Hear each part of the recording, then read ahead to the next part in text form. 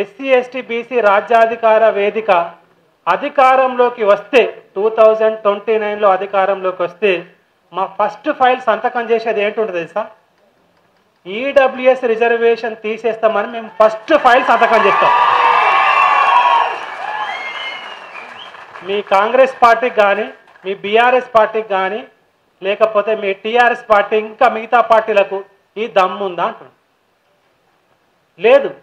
అందుకనే నేను యూనివర్సిటీలో క్లియర్గా చాలా మీటింగ్లలో చెప్తున్నానంటే ఫోర్త్ ఫ్రంట్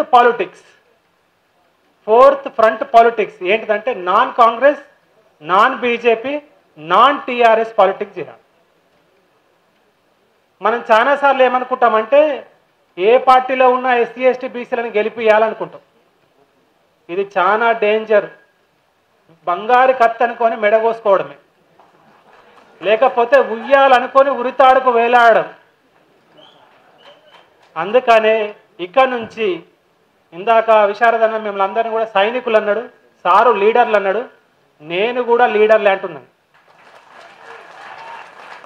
మీరు రేపు ప్రతి ఊళ్ళో ఒక బ్యానర్ కట్టండి, మా జాక్ అధికారంలోకి వస్తే మేము ఫస్ట్ ఫైల్ ఈడబ్ల్యూఎస్ రిజర్వేషన్ తెలంగాణలో ఎత్తేస్తాం, మీరు ఎత్తేస్తారా అని.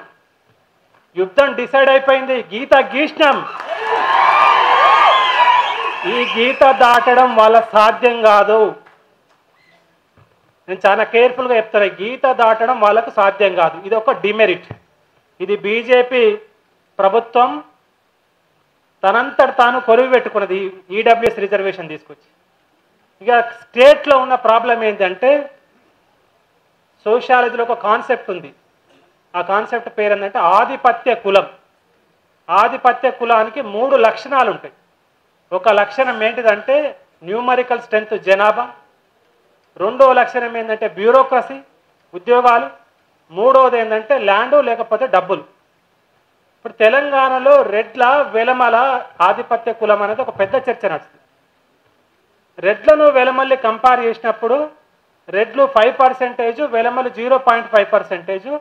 వెలమలు ఇక్కడ పాయింట్ కొట్టేయలేదు. రెండు ఉద్యోగాలలో రెడ్లు కానిస్టేబుల్ నుంచి కలెక్టర్ దాకా కనబడతారు. అందుకే వెలమలు 2వ పాయింట్ కూడా కోల్పోయారు. మూడోది రెడ్ల నంబర్ ఎక్కువ కాబట్టి, చాలా కాలం అధికారంలో ఉన్నారు కాబట్టి వాళ్ళ దగ్గరే డబ్బులు ఎక్కువ ఉన్నాయి, భూమి ఎక్కువ. అందుకనే మళ్ళీ టీఆర్ఎస్ పార్టీ అధికారంలోకి రావడం అనేది ఇంపాసిబుల్. థియరిటికల్గా పాసిబిలిటీ లేదు.